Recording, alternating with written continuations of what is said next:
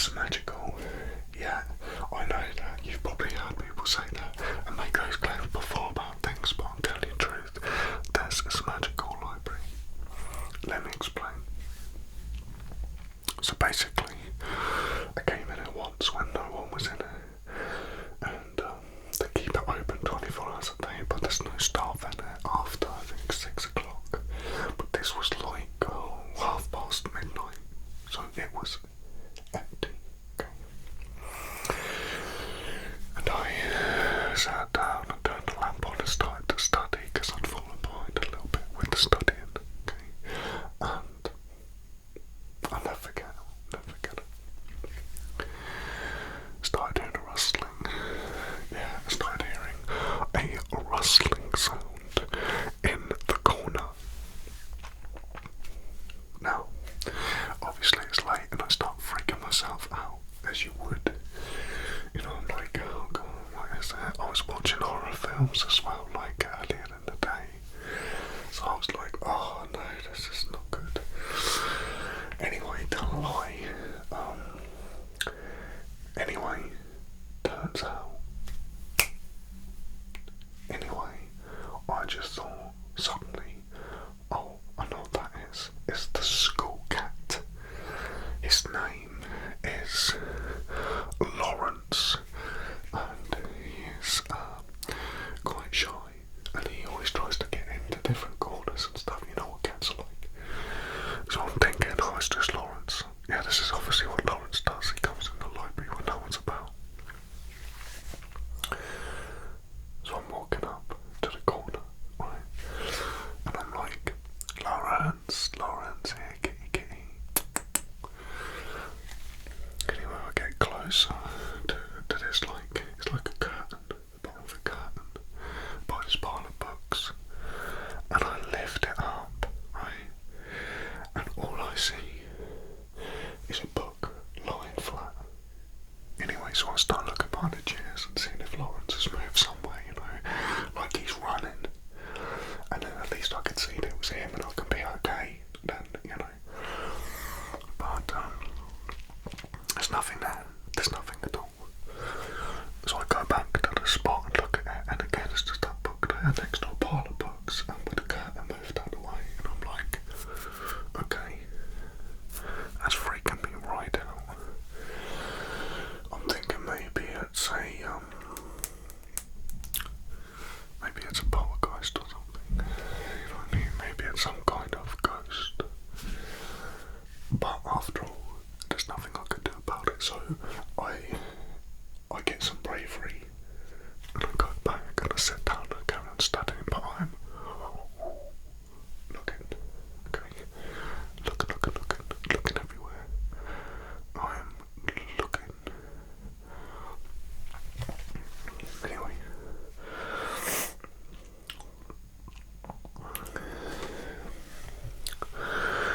about 15 minutes passes and I hear the same thing, right, rustling again.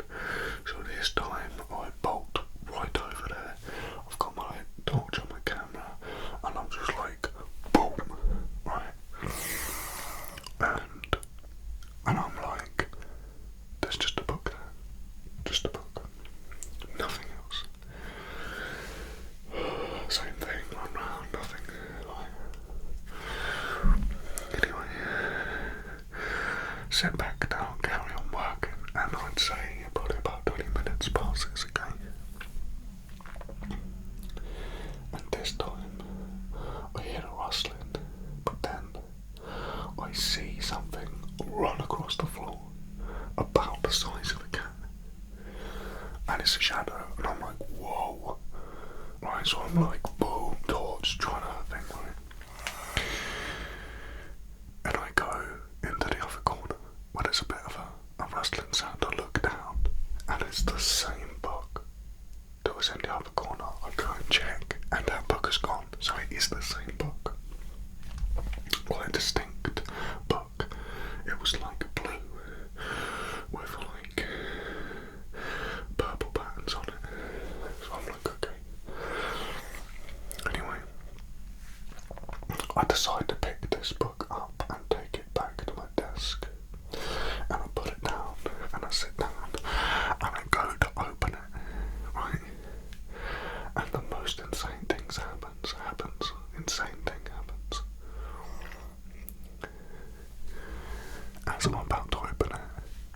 face appears on the book and says, "Don't you dare." And I fell back on my chair. Right. Next thing, I see the book sprout legs and arms and start running away around the library. I'm chasing this book around the library and it's shouting at me, "Leave me alone, leave me alone." And I'm like, "I'm not gonna hurt you, I just wanna talk to you. This is crazy, like, how is this possible?" Anyway, after a while, we both get tired and we just sit down and stop. And he's like, he's a little bit over there and I'm a little bit over here, and we're just like, you know.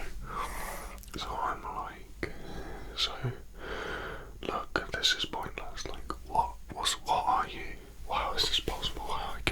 How are you able to run around like this?" You know? And he's like, "My name is Henry, and I am basically a kind of sorcerer that was turned into a book 1,000 years ago. As basically a punishment." And I'm like, "What?" And he's like, "Yeah. So what happened was I tried to steal a load of artifacts and spell books in order to protect the kingdom from a dangerous individual who had convinced the king he was an ally. He tricked the king. So this deceiving individual, he basically ends up catching this Henry with the books and the artifacts, and there's a trial, and the king refuses to have Henry killed, but he sentences him instead to be banished to another realm and live as a book, because he tried to steal books for like 2,000 years. They live a long time in this other world. It's like they live for like millions of years. So this is like, you know. Anyway, he was lucky he wasn't killed. That's the kind of, seems like a harsh punishment, but he was lucky he wasn't killed. So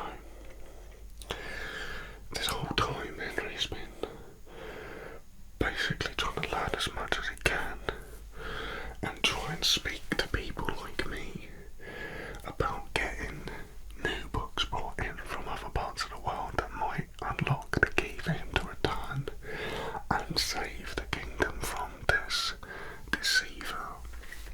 You see? Anyway, you know, we're both out of breath talking a lot about this, and Henry's, he looks a bit down about it because obviously it's a lot. You know, it's a big deal for Henry. But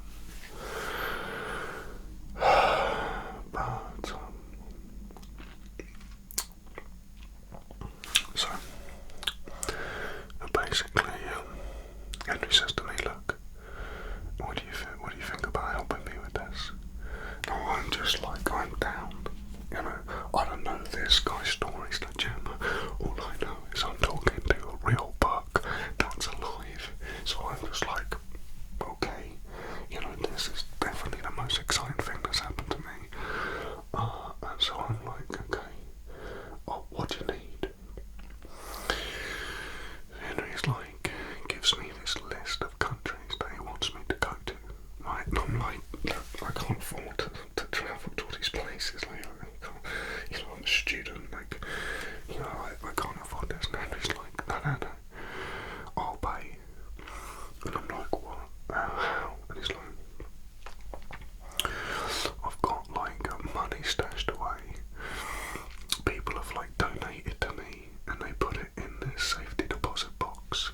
I'll give you the key, and you take what you need. I trust you. And I'm like, how can you trust me, Henry? You've only just met me. And he's like, remember, I'm a sorcerer. I can tell if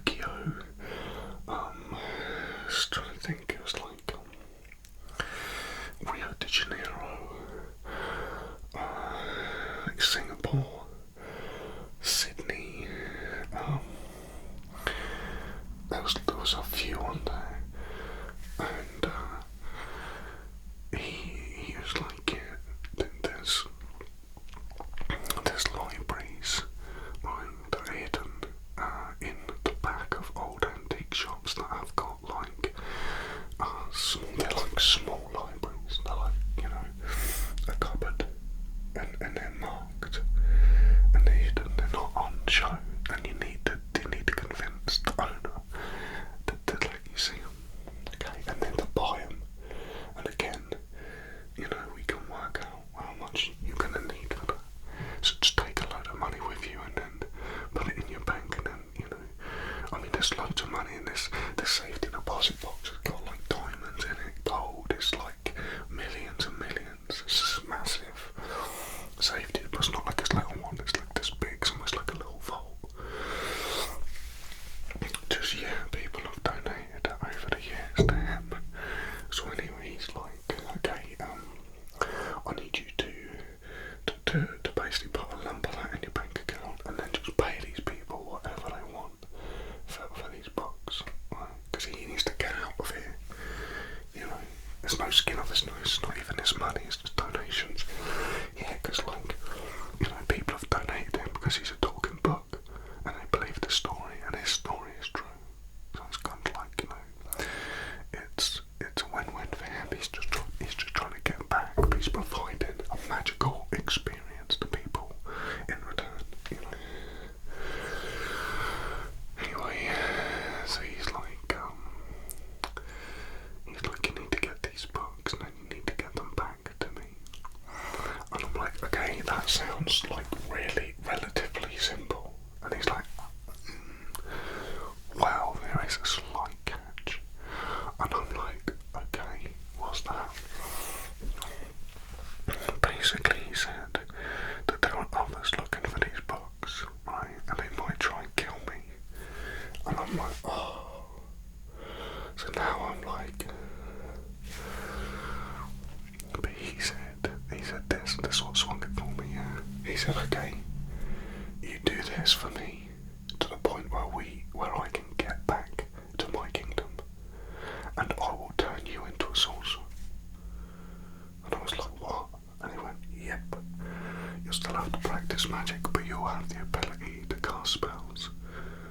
And I'm like, what kind of spells? And he's like, wow, it's pretty endless, to be honest, but, you know, fire and ice spells, lightning spells, teleportation, you know, you'll be able to levitate, you better go invisible, you better walk up the side of buildings, you better read minds, you better talk to people with your mind, you better summon creatures, you'll be able to change metals into other metals, you will be able to form portals, you will be able to talk and see magical creatures, talk to and see magical creatures. I was just like, what? So, yeah, so now I'm like, okay, you know, and I believed him, and he always told the truth. He's like, yeah, I'm a sorcerer now, yeah. I can't show you something now, can I? But I am. Yeah. So anyway, he's like, I said to him, look, okay, what kind of danger are we talking about here? Because obviously it's no good if I'm actually dead, so it's not going to be helpful to anyone. If this is a suicide mission, what's the point? He's like, no, it's not that dangerous, but it is a risk. He said maybe like 70-30 of you succeeding. And I was like, okay. But he said, you can spend some time with me learning stuff to greatly increase your odds of survival. So that was like interesting. So he's like, yeah, if you learn stuff with me, then you're gonna be more like 90% success rate. Anyway, I asked him like, who are these people? And he said they're beings. Okay, so they're like from his world, and they've come here, and they're just exploring, and they're just investigating, but they're trying to learn about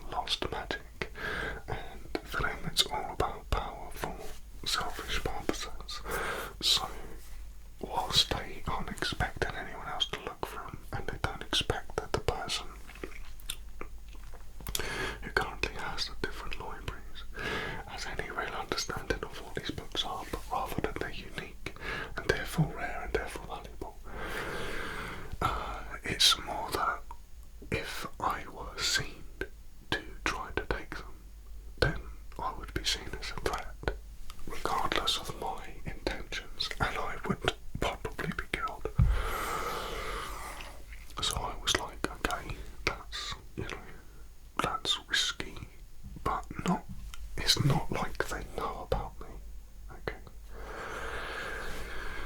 So I'm gonna have to go there really carefully and make sure that I'm not seen, and especially not seen looking at the books. And I think the best thing to do is, rather than do like a round trip, I need to go to a place, get the books, bring them back, go to a place, because I don't want to be walking around with all of them. If they see that, then I'm in big trouble. What's that? Why haven't they gone there to get them already? Well, apparently he said they don't know exactly where they are, but he does. They know they're in existence, and they know they're hidden in the back of antique shops, and they're in little cupboards, but they don't know where they are. So they're searching the world, and he's found out where they are, so that's why we have a head start, but still there is the concerned risk of a crossover, which could see me in deep trouble. But anyway, yes, I was able to retrieve all the books. There were a couple of close calls, but it wasn't as bad as I was worried it would be. And now I'm a sorcerer, so I can defend myself if they ever tried to get me, which I don't think they're going to now. I don't think they can be bothered to. He is still learning how to read these books, and he's progressing. It's not left yet, but yeah, he's here now. Yeah, he won't come out and show yet. He does it with certain bits, nothing personal. He just needs to know he can trust you. But yeah, he's in this room right now. Yeah, watching. He gave me permission to talk to you about this. Listen, if you